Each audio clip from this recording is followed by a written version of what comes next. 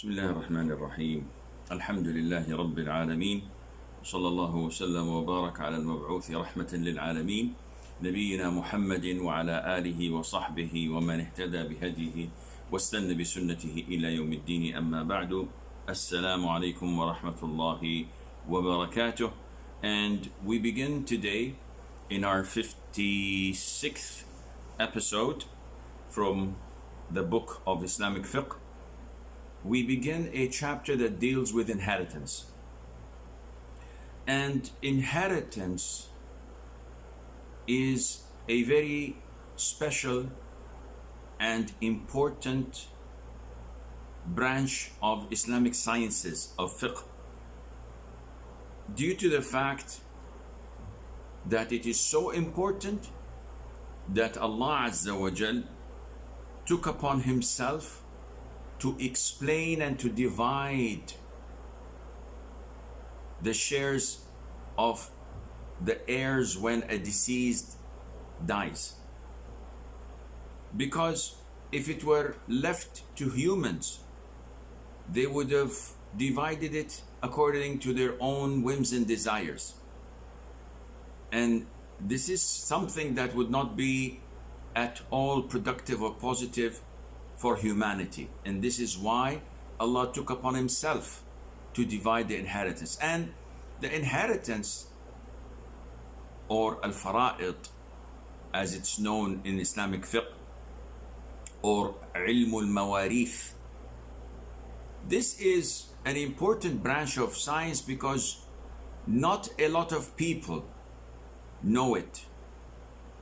And those who know it don't know all the ins and outs of it, because it needs someone who's bright to understand this beautiful science. So al-fara'id comes from the root word farada, which means to assign or to obligate. And al-fard is something that is mandatory and an obligation. And this fard would be assigned to its recipient. And the inheritance means the rightful share due to an heir on the death of a relative. And when you first go to this science, you will find that there are a number of subtitles that are very important, such as the causes of inheritance, the things that block inheritance, the conditions of inheritance, the pillars of inheritance. All of these things a student of knowledge must be acquainted with, so that when he studies this beautiful science, he at least has a good idea. Now, I won't say that we will cover it thoroughly in our classes, but I will, inshallah, give you an idea about it so that it would be clear to you how it should be done and how, when to pursue this beautiful science, you will have the ability to understand it. So I'll just give you an introduction. With this introduction, you can read any book of inheritance and you will have a clear idea what you are going through and reading bi'idhnillahi azza wa jal. So what are the pillars of inheritance? There are three pillars. One, the one who is leaving the money or the wealth behind, which is known in Arabic as al-muwarrith, definitely the deceased.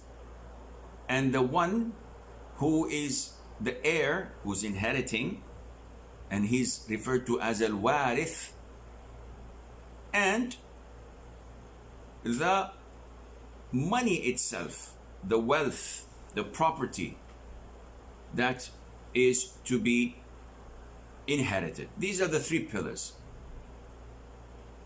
Now, what are the causes? What makes a person an heir? What are the causes of inheritance? How can we know that this person inherits or not? There are three types or three reasons for a person to inherit. One is marriage. So this is related to what? To the spouses. Once a marriage contract is conducted, if a man dies, his wife inherits him. If she dies, he inherits her. And when we say one of the causes or reasons of inheritance is marriage, this does not refer to living together or consummating the marriage. So even if only the marriage contract was conducted and it was authentic and accepted and valid, that's it. They become husband and wife and they would inherit. Example, a man proposed to a woman. Her guardian said, I give you my daughter in marriage. He said, I accept her marriage. And there are two male witnesses, Muslims, present. So now they are man and wife. The man travels straight to the country he works in. And after a year or two, he's supposed to come and consummate the marriage. But sadly, his plane crashes and he dies. So the woman was never ever alone with her husband. Yet she inherits him. And she is obliged to stay the period of iddah, which is 4 months and 10 days. So this is what is meant by marriage. The simple marriage contract, once conducted, khalas, they are man and wife and they inherit one another. The second cause of inheritance, the second cause of a person becoming an heir is by blood relations, which is referred to as kinship, which can also be referred to in Arabic as an-nasab. And this refers to a person's parents, which we refer to as Usool. So your father, mother, grandfather, grandmother, no matter how high they go, they are considered your Usool, not the big Dawah organization center that we follow, which you see behind me on the banner, which has magnificent material for you all to make da'wah and to help you how to make da'wah. And it's all free of charge, not a penny from your side. All what you have to do is just click and visit their websites, Usool, and also the islamicfiqh.net, and the hundreds of different platforms of da'wah in different languages, printed material, videos. This is not the Usool I'm referring to in my class today. Usool means your lineage going up. Father, grandfather, great-grandfather, and so on. So these have a right in your wealth after you die. And then we have al-furu', the offspring. No matter how low they go, well, maybe low is not the appropriate word, no matter how down they descend. So you have your sons, daughters, grandsons and daughters, great great grandsons and daughters, and so on. Then we have what is known as al-hawashi, those who are not up and not down, but on the same level. And they are referred to as uncles, cousins, siblings above all. So your siblings are from the hawashi. They are related to you, they're closest to you after your parents and your children, and so on. The third type of the causes, or what makes an heir, in the book they are referring to al-wala, and unfortunately they are referring to al-wala in one aspect which is disputed upon, and the vast majority of scholars say that it is not correct, and they do not uphold this to be a relationship. So what is meant by al-wala? In Islamic fiqh,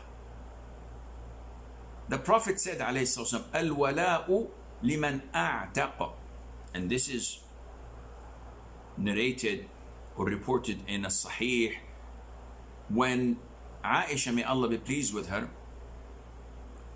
once met Barira, and Barira was a slave woman, and she came to Aisha asking for charity, for help, because she wants to buy herself out from her masters. And this is a legitimate way of freeing a slave. When a slave goes to his master and says that I want my freedom, how much would you accept in money in order for you to set me free? He says, I like $1,000, but you have to bring the $1,000 within a year. So the slave goes and works, earns, and then brings the $1,000 to his master, and his master sets him free. So Barira went to Mother Aisha, may Allah be pleased with her, and sought her assistance. So Aisha said, listen, I'll buy all of you. I will not give you an assistance. I'll buy all of you. Here's the money, but go check with your master first. So she went to her masters, and they said, yes, no problem, we accept, but your allegiance should be to us. So she went back, told Mother Aisha. Mother Aisha told the Prophet ﷺ about their condition, and the Prophet was outraged. He was angered by that. And he said to her, give her the money and let them set her free, and the allegiance would be yours. Because any condition that goes against the book of Allah is invalid, even if it were 100 conditions. So from this hadith, and the Prophet said, al-wala'u liman a'taq. From this hadith, the Prophet said, allegiance is to the one who sets the slave free. Now, what do you mean by allegiance, Sheikh? It means that after I set my slave free, I am related to my slave in a way as if he is from my kinship, because he doesn't have parents, he doesn't have brothers and friends, etc. So if he were to die, I would inherit him. Now he's a free man, but who freed him? I did. So I have the allegiance of his in his life and also after his death. This is the verdict of the majority of scholars of fiqh, that the slave that I free, if he does not have of offspring, he doesn't have children, he doesn't have a family, he's like an orphan who we do not know whom he belongs to. In this case, once he dies, I inherit him because there is a bond of allegiance. Now, in our book, it seems that they have overlooked this fact and only mentioned the Hanafi point of view, which is if two men were to meet and one of them was a childish, not a childish, childless, yeah, he doesn't have a child, and he doesn't have anyone to inherit, so I come to you and say, listen, you are my brother, there is this allegiance between us, you are my wali and I'm your wali. Whenever one of us dies, the other inherits him, as if we are siblings, as if we are kinships. And this is applicable only in the Hanafi school of thought. The vast majority of scholars say that this is not applicable. This is not something you can donate or give or exchange with another. This is something that is mandated by the Quran and the Sunnah, either marriage or kinship or al-wala through the allegiance that comes after freeing a slave. Now, again and again and again, people would say, slavery, Sheikh, we have a problem with slavery. How come Islam supports slavery? We've said this a gazillion times. Islam rules over all, including our emotions, including our logic. Is there slavery in Islam? The answer is yes, of course. It's mentioned in the Quran. It's mentioned in the Sunnah. Oh, Islam is a racist religion, Sheikh. Why? Because it promotes slavery. Who said it promotes slavery? You just said it's in the Quran, it's in the Sunnah. I said it is in the Quran and in the Sunnah to tell us how to deal with the issue of slaves, but not that Islam promotes it. When Islam came 15 centuries ago, did the Jews support slavery? Did the Christians support slavery? Did the Byzantines, the Romans, the Persians, all nations on earth supported slavery? So was Islam against the norm? So you have to be realistic and fair. Okay, Sheikh, now we understood your point of view. 15 centuries ago, that was the norm, no problem. But what about today? Akhi, look at the roots of the problem.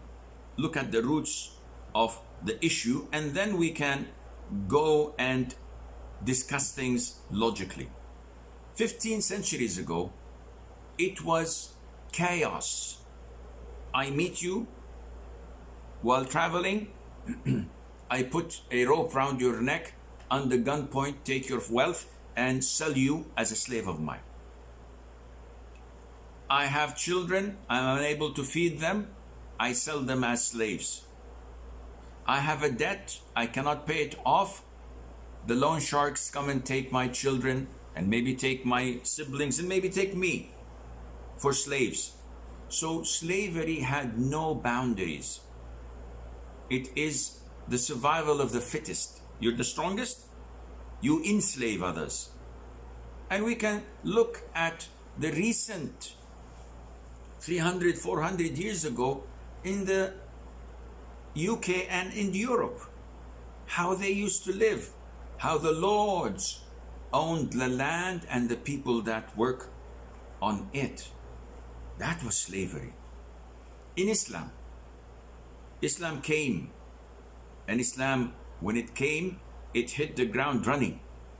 So the first rulings were all types of slavery are prohibited, except one channel, and that is prisoners of war. And war is inevitable. This is how people exist, and this is what we see around us. Show me one country that does not wage war against others. Nowadays, in the West or in the East, everybody's attacking everybody else. relying on their whims and desires, relying on their hidden agenda, relying on their strategies and their greed. Islam doesn't have this. Islam only legitimizes war if it's defensive. You're attacking me, I'm going to attack you. I'm going to defend myself. Or in progressive jihad, when the Islam is flourishing and people are blocking it from reaching its people, this is when we give them the choice of Islam or paying the taxation or facing war. So what do we do when war takes place? We have prisoners of wars. What to do with them? The easiest thing is to execute them all, to kill them, deprive them of their lives. Why? Because we don't have jails. We don't have sufficient prisons. We don't have Guantanamo Bay. Yeah, but killing them is not this. Why would you kill women and children and innocent men who did not fight you? This is unfair. What to do? Well, this is the only source of slavery in Islam. You give this person, this individual, to a Muslim family, and they take him or her in as a member of the family, but to serve as a slave. And the vast majority of them would accept Islam. Did anybody force them? No. But the moment they're exposed to true Islam, they accept Islam. So the only means of slavery is prisoners of war. But there are tens of means that Islam encourages the Muslims to free the slaves they have. How is that possible, Sheikh? I'll tell you. One, the Prophet said, alayhi wasallam, whoever frees a male slave, Allah will free with each organ of that slave an organ of his from hellfire. Whoa, so if I free a man, I'll be freed from hellfire. That's plenty. That's a good bargain for me. Two, the Prophet said, alayhi salatu wasalam, whoever frees two women, Allah Azza wa Jal would free him in exchange. So if I free two slave women, my whole body is freed from hellfire. Okay, excellent. What else? Expiations. What do you mean? If I say, Wallahi, tomorrow I'm not gonna come to your house and eat biryani, and then I heard that the biryani your mother cooks is one of the best in town, so I have to expiate my oath in order to go and eat. What's the expiation? To feed 10 people, poor people, clothe them, or free a slave. Okay, slave is easiest. Go ahead, you're free. Expiation of killing someone by mistake. I was driving, I dozed off, I hit a man who was crossing the street or who was on the pavement. He died. I have to expiate. How to expiate? Free a slave. This is in the Quran. Remember a few lessons ago we spoke about zihar, when a man says to his wife, you are prohibited to me as my mother's back or my sister's back, meaning you are prohibited to have intercourse with, like it's prohibited for me to have it with my wife, with my mom, or with my sis. So now he wants to go back. What does he do? He does zihar. He does, expiation. By what? First one, tahrir raqaba. You have to free a slave. Then what? A man has intercourse during the daytime of Ramadan. What a sinful act. He broke his fasting. What to do? First thing, free a slave. And we can go on and on. So Islam encourages us to free slaves. And once they are freed, there is this bond between us. I wouldn't leave him die of poverty. His allegiance is to me, so I take him in. He's a free man. She's a free woman.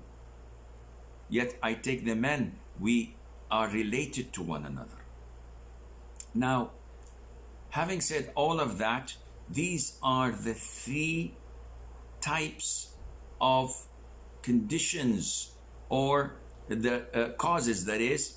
These are the three causes for inheritance: marriage, kinship, and al-wala, through freeing a slave. Now, are there any restrictions? Well, before we go to the restrictions, maybe one would ask, are there any conditions for inheriting? I said, yeah, of course. Can I just inherit from nowhere or out of thin air? No, definitely not. There are conditions. The first condition is that we are certain of the death of the person who we will inherit. What do you mean certain? See, I cannot inherit my father until he dies. And this is a very important condition. A lot of the folks nowadays send me questions saying, Sheikh, my father has property and he has wealth and he wants to distribute our wealth nowadays. He wants to distribute his wealth as inheritance. How is that? He's not dead yet. So he cannot distribute his wealth as inheritance. He can distribute it as a gift. And I get sons and daughters complaining that their fathers are not giving them from their inheritance. And I ask them, what inheritance do you mean? They say, from my father's wealth. I'm demanding that he gives me 10%. This is my share now, not after his death, and he's refusing. I say, subhanallah.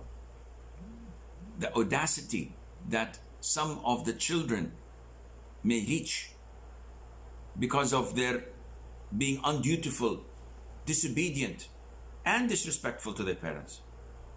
So definitely this is totally bogus and wrong. First condition, that we have to know that the person is deceased and dead before we can proceed with distributing the inheritance. How can we be certain?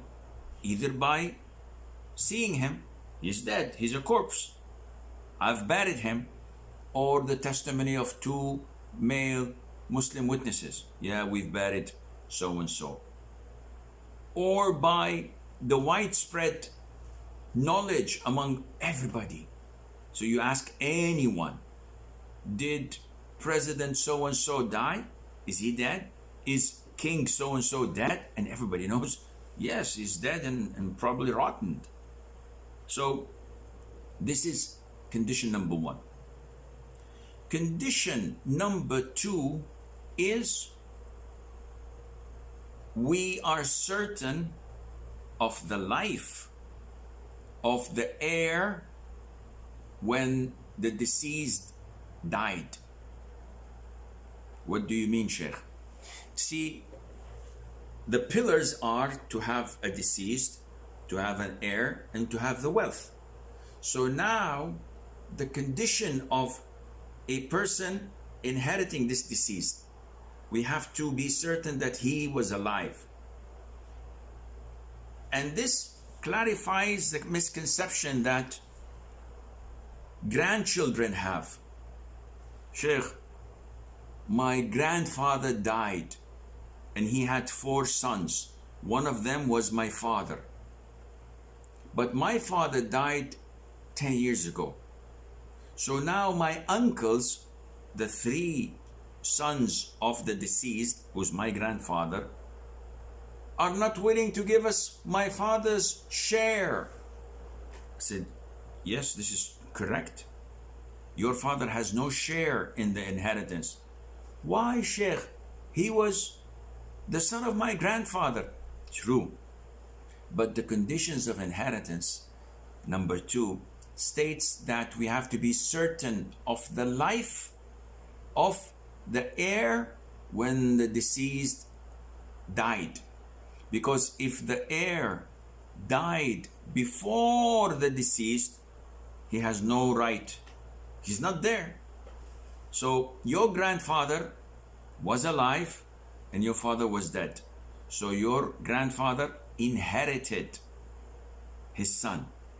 Once he dies, his son is not any longer alive, hence he cannot be an heir, hence he cannot inherit, and that is why you, his children, cannot inherit your grandfather, because there is your uncles blocking you. And this is known as al-hajj. And we will come to mention that later, inshallah. So, condition 1, condition 2. The third condition is to know the reason of inheritance. So, yes, Abdullah died. We're certain of that. Ali is alive. Okay, we have 2 conditions now. Now, the third condition is important in relating Ali to Abdullah. I'm afraid they're not related. So what do you mean? Well, Abdullah is from a different family and Ali is from a different family. So how would you want them to inherit one another? They are neither married, alhamdulillah. They are not kinship to one another, and there is no wala between them, so they cannot inherit. The causes of inheritance are not there. So this third condition is important, to know whether he's legible to inherit or not. They may be cousins, but not always cousins inherit one another.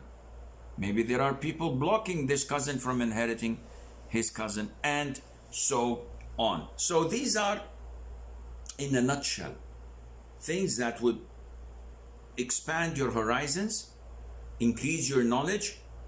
I am certain that now you have a greater understanding.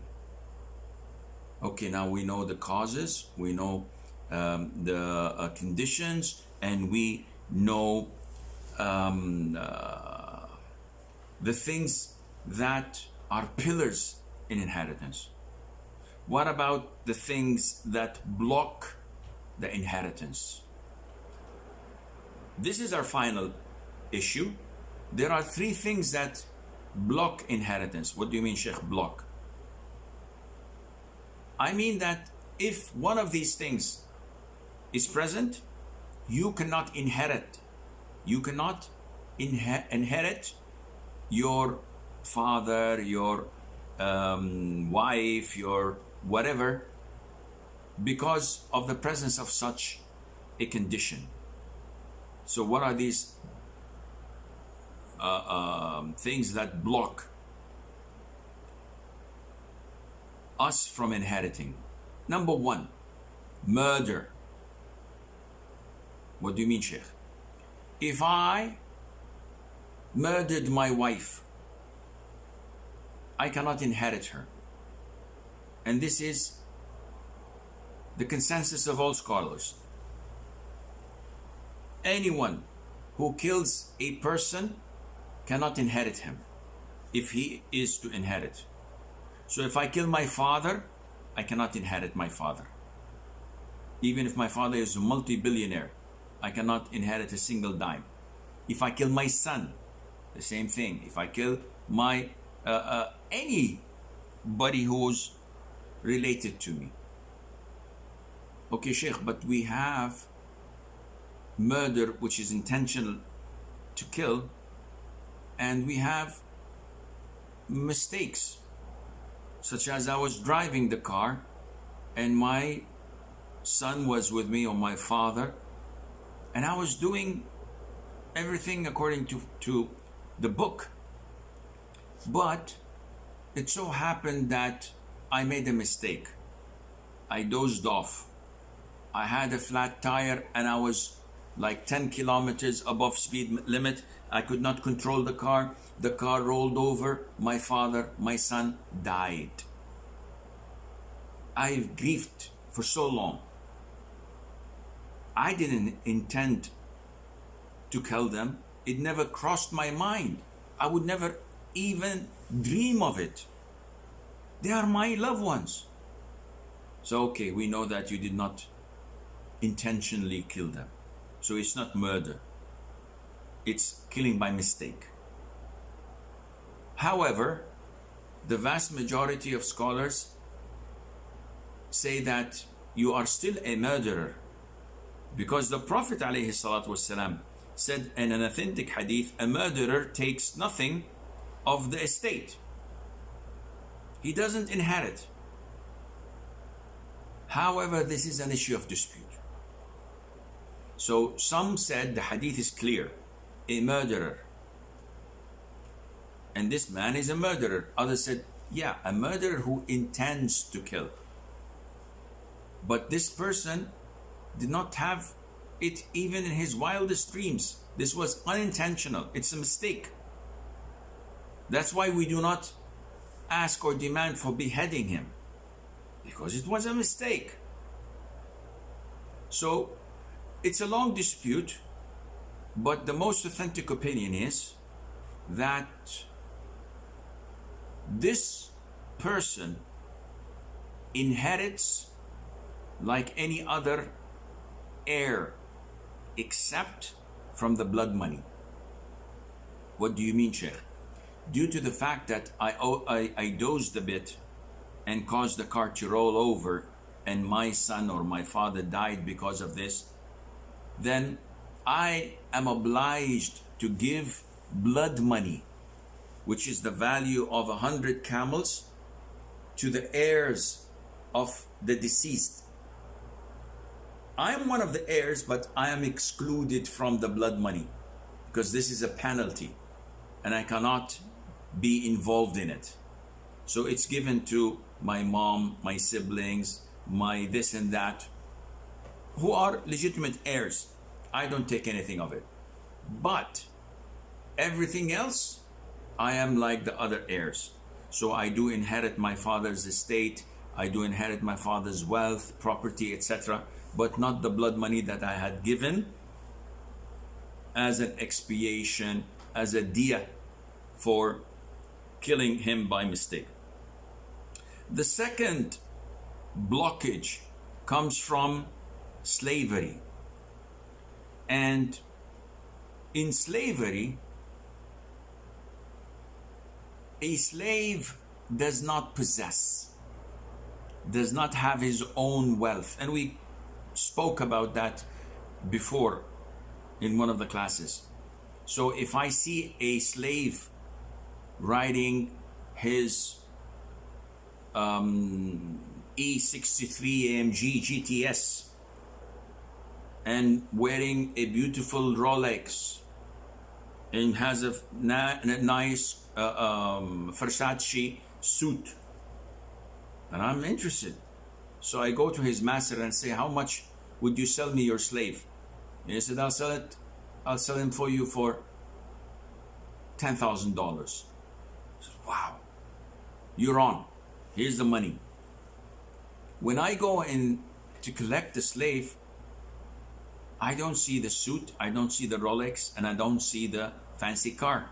So I go to the master and say, Akhi, where is the belongings of the slave? He said, the slave doesn't own anything in Islam. This is not fair. This is what I bought. No, you bought the slave. I'll take you to court. Let's go. They go to the Muslim judge, and the Muslim judge says, yes, he's a slave. He does not possess anything. So if the slave dies and he has a free father or a free son who's not enslaved yet, they cannot inherit him, because all what belonged to him or all what he had actually belongs to the master. So this is the second reason for blocking the inheritance. Likewise, if the slave's father, who's a rich man, dies, this slave's son cannot inherit his father, because whatever he inherits would go directly to his master, and this is not the case and not permissible. Finally, the third reason for blocking inheritance is the difference of religion. The Prophet said, alayhi salatu wasalam, a Muslim does not inherit from a disbeliever, nor does a disbeliever inherit from a Muslim. And this happens a lot with reverts. So a sister says, my father is a multi-billionaire and he's a Christian and he is on his dying bed and I'm a revert. Would I inherit him after he dies? I would say, are you married? Ha ha ha. No, seriously. Would she inherit him? The answer is no. The hadith is crystal clear. Likewise, a brother comes to me and says, Sheikh, I'm a very rich man. I'm a Muslim, I'm a revert. My son is still a Christian or a Hindu. So if I die, can he inherit me? The answer is no. What about spouses? My wife is Christian. If I die, would she inherit me? The answer is no. And likewise, if she dies, I would not inherit her. So this is a crystal clear issue. Having said that, it is permissible to write a will. So if your Christian father writes in his will that I allocate 1/3 of my wealth to my Muslim daughter or to my Muslim son, there's no problem in that. Likewise, if a Muslim father dies leaving behind a will saying that 1/3 or 1/4 of my wealth goes to my Christian son or Hindu daughter, there is no problem in that, because writing a will is like a gift. It has nothing to do with inheritance. Inheritance has to do with the bond that is between you and the one inheriting you. And this bond has to have Islam in it. It cannot be among those who are not Muslims, and Allah Azza wa Jal knows best. I think we will take a break here and we will look at the questions as usual. So we have a question from Z Zubair, question number 61. He says, Sheikh, you talked about the pause after Al-Fatiha, that it is baseless. But what about this hadith? The hadith is narrated by Qatada, by Hassan, by Samurah, and he said, I think something like that.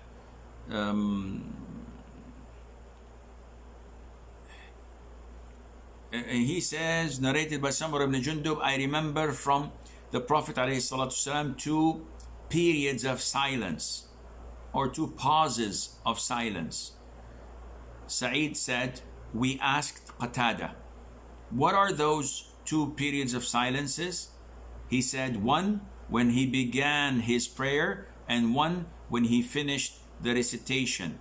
Then added, when he finished reciting the closing verse of the Fatiha, not of those with غير مغضوب عليهم ولا الضالين. And then brother Z Zubair says, This was graded as da'if by Sheikh Al-Albani in Sunan Abi Dawood 780 in the book of Hadith, etc. So, Akhi, Jazakallah khair. If this hadith was graded as da'if, as not authentic by Sheikh Al-Albani, then there's no point mentioning it. Ibn al-Qayyim in Zad al-Ma'ad mentioned that the Prophet ﷺ had only 2 pauses in Salat. The first pause is after the first inaugurational takbir. He would pause for a while, then he recites the Fatiha. The second pause was after finishing the recitation, not غير المغضوب عليه ولا الضالين, rather the surah afterwards, after finishing it, before going to takbir and ruku'. So Ibn al-Qayyim mentions that the first pause is for the inaugurational dua ul-istiftah. And in Sahih al-Imam Muslim, Abu Hurairah said, "O Prophet of Allah, when you begin salat, what do you do when you pause before the Fatiha?" And the Prophet said, alayhi salatu, "I thought, or I was hoping that no one would ask me about this except you, Abu Hurairah. I say, Allahumma ba'id bayni wa bayna khatayaya kama ba'adta bayna al-mashriqi wal-maghrib wa naqqini min khatayaya kama yunaqqa ath-thawb al-abyadu min ad-danas," to the end of the hadith. So this is the first pause. We have no problem with that. The second pause, Ibn al-Qayyim says that after reading the surah, he takes his breath, and this was a pause. So he would go غير المغضوب عليهم ولا الضالين آمين إنا أعطيناك الكوثر فصل لربك وانحر إن شانئك هو الأبتر. Short pause, takes his breath, Allahu Akbar. But never ever reported that between غير المغضوب عليهم ولا الضالين آمين and the surah afterwards there was a pause sufficient and enough for people to recite the Fatiha, as we see in Al-Haram, as we see so many of the Imams do. This is not part of the Sunnah. Whoa, this seems to be the last question. I did not prepare for that. I thought that I had many more. So let me go back to I think Brother Hamdi had sent us something on the 2nd of July. So Kareem says, what if woman is about 60 and she has no period? Does she need to wait 3 months as iddah as well? The answer is, if the iddah is from divorce, yes. If she does not have menses, if she's in her menopause period and she doesn't have menstruation, her iddah is 3 months, as mentioned in Surah Al-Talaq, as we have explained. But if she is a widow, then her iddah after her husband dies is 4 months and 10 days. David Brook says, Assalamu alaikum. Alaikum salam. I have a question to make, but it is about another topic. So my question is, what are the major steps, according to you, those we can follow them for becoming spreaders of Islam? I mean, even if I now study physics, so what are the steps and by what we have to start? Akhi, the Prophet ﷺ said in an authentic hadith, بَلِّغُوا عَنِّي وَلَوْ آيَةً, relay from me even one verse of the Quran. And he said, may Allah Azza wa Jal make the face of a person who hears what I say from hadith and takes it and gives it to other people to learn from it. For there is a possibility that those whom he's informing them about the hadith might be wiser and more comprehensive to it than the one who reported it to them. So it is a false statement to say that only those who have a degree can give da'wah or to speak about Islam. This is a false and blatant lie. You're studying physics? Good for you. It's not at all difficult to speak to a Christian about the oneness of Allah Azza wa Jal. And again, you can get all the information from Usool group, where you get the material you need to speak to an atheist, to a Christian, in their language, how to logic them. You don't need to be a rocket scientist to tell someone who's a Muslim, who's a sinner, that akhi, drinking wine is haram, intoxicants are haram in Islam. And this is the verse in the Quran. I don't have to be a scholar to do this.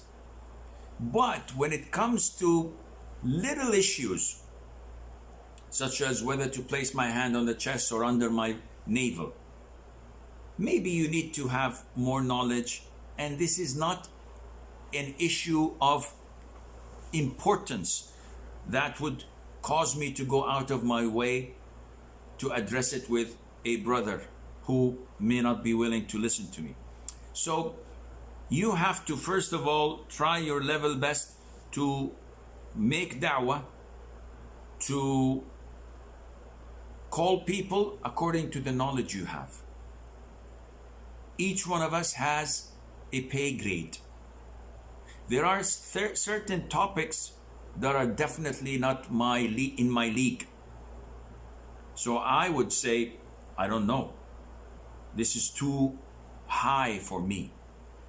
But when someone tells me what is the ruling on listening to music, Sheikh, what's the ruling on skipping salat, I have knowledge in this, I can give da'wah. Likewise you. Maybe someone comes to you and says, why is gold prohibited for men and not for women? You say, I don't know. And there's nothing wrong in saying, I don't know. But if he tells you, okay, is working in a bar permissible or not, you definitely know the answer is no. Because selling it, manufacturing it, carrying it, whatever, is totally prohibited. And this is the hadith of the Prophet ﷺ. So you don't need, akhi, a lot of knowledge to spread the word of Islam, but you need to have the correct info without transgressing and saying or talking in things that you don't have knowledge in. Rashid says, I heard sometime before misyar marriage, what is it and is it halal or haram? Can you please explain on this? Well, this is a long topic, Rashid. Misyar marriage is a contemporary name given to a marriage where the wife wavers and gives up some of her rights. As a wife, she is entitled to a home, an appropriate home, allowance, food, electricity, expenditures for living, daily livings, for clothes. And if I'm married to another woman, she's entitled, this is her right, to have equal nights, dividing the time equally. This is a normal marriage. If a woman decides to waver, to let go, to pardon, to cancel some or all of her rights, this is up to her. And she has the choice to do that or to reverse it. The evidence is in the hadith of Aisha, in the hadith of Sauda. May Allah be pleased with her. And Allah Azza wa Jal mentioned this in the Quran. وَإِنْ امْرَأَةٌ خَافَتْ مِنْ بَعْلِهَا نُشُوزًا أَوْ إِعْرَاضًا فَلَا جُنَاحَ عَلَيْهِمَا أَن يُصْلِحَا بَيْنَهُمَا صُلْحًا وَالصُّلْحُ خَيْرٌ. When a woman fears that her husband may rebel against her or abandon her, then there's no harm in reconciling between them, and reconciliation is good. Some scholars said that this was revealed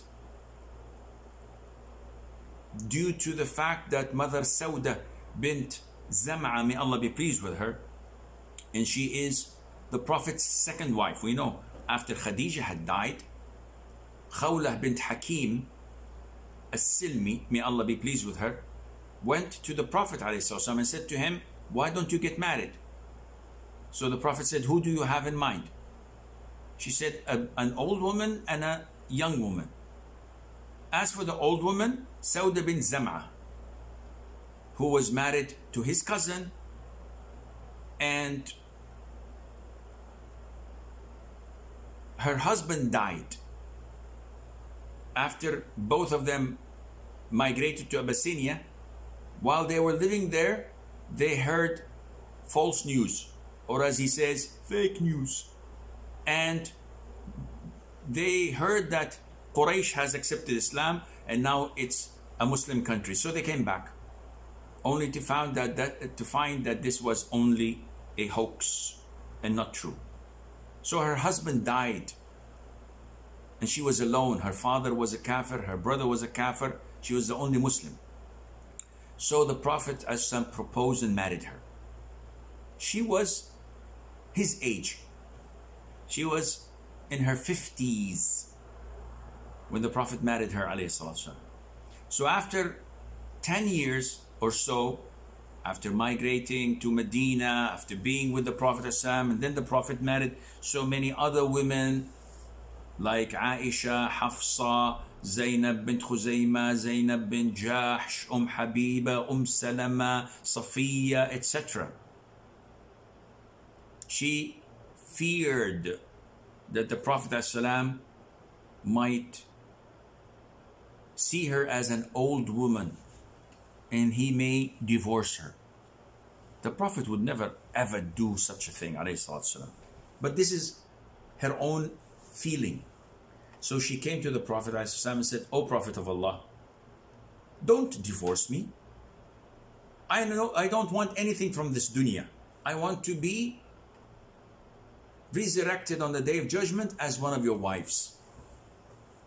So I give my night to Aisha because you love her most. And this is smart of Sauda. If she were to give her night to the Prophet ﷺ, he would be compelled to be equal and fair to all of his wives. So 1 week here and 1 week here and 1 week here, the night of Sauda. But now, by her giving her night to Aisha, this meant that the Prophet would go 2 nights to Aisha and 1 night to all the others, then 2 nights again to Aisha and 1 night to all the others. So she gave up her right in dividing the days and the nights as a wife. From this, the scholar said that misyar zawaj, marriage, is the same thing. And usually it has a noble cause. A woman who's a doctor and she works during the day and stays with her sick mother or sick father who do not have anyone else to take care of them. So she's getting old. She has her own natural needs and she cannot fulfill that by getting married to a normal person while being her parents' nurse and caregiver. So she finds that the best solution to stay away from haram is to marry someone who would not be forced to open a house or to spend and inject money. She's rich, she doesn't want his money. She wants his presence once or twice a week. And he doesn't have to spend the night. If they just have lunch together and have good time for a few hours and then he goes back to his wife and children, she's more than happy. With this, it is totally permissible and halal, inshaAllah Azza wa Jal, because this is the way of win-win situation, providing that the man is not someone who is just playing around, wiggling his tail like a bad dog. No, the man is unable to get married again financially, but he needs to get married.